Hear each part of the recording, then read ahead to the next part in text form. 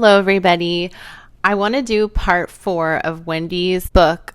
This is our story, and I'm sharing with you the parts that are pertaining to the Katherine Magbanua trial and the murder of Dan Markel. And I wanted to jump on today to talk about what I've picked up in chapter 18 from Wendi's book, and I've really taken a deep dive into it because I don't want to miss any of the parts. Let me tell you what I've found in chapter 15 through 18. And in this book, Wendi is writing about some of the immigration clients that she's helped over the years, but these are not actual people. This is not a true story. She says in the back of the book that these are very similar accounts to stories that she's heard and her own life story. In chapter 15 through 18, it has an abusive character. She randomly names Robert, and we know that her brother's name is Robert.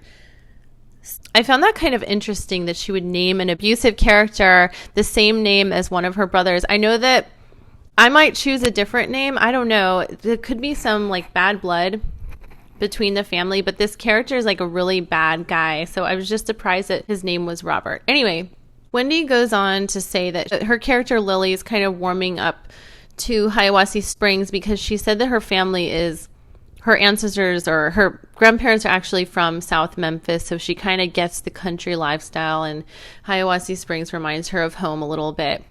Lily said that, she was helping characters in the book, and she said that this character had very little to no money, and she thought that she could operate without money, just like the people that she was helping.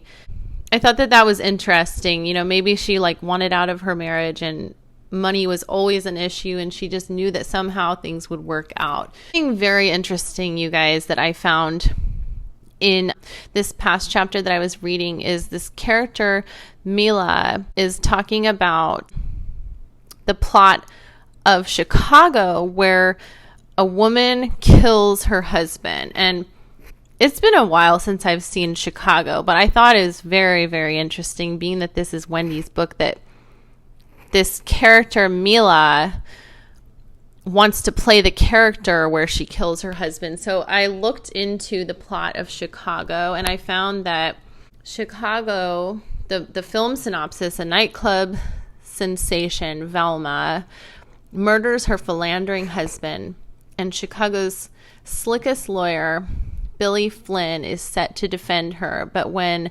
Roxy also winds up in prison, Billy takes on her case as well, turning her into a media circus of the headlines. Neither woman will be outdone in their fight against each other for public fame and celebrity. So you guys, super interesting that Wendi brings up the movie Chicago and the media circus and murdering of a philandering husband. I'm not sure that Wendi is alluding to Dan being philandering, but we know that she goes on to say that she's afraid that he's going to leave her. So just very interesting that she's familiar with that movie. Anyway, moving on. Lily, the main character, is exploding at Josh, and she says has nothing to do with the Cornell letter.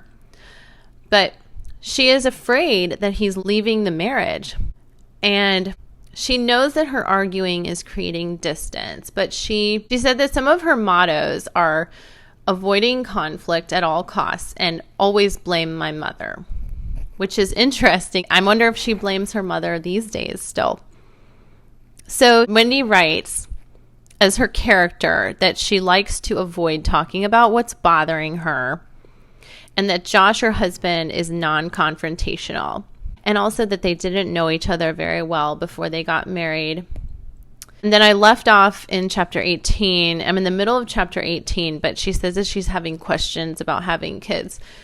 So I will continue with the next part. I just thought I wanted to share some of these interesting things with you guys. I'll continue to do the recaps on the rest of the book. I hope you guys are having a wonderful new year and have a wonderful day. Thank you for watching. Like and subscribe.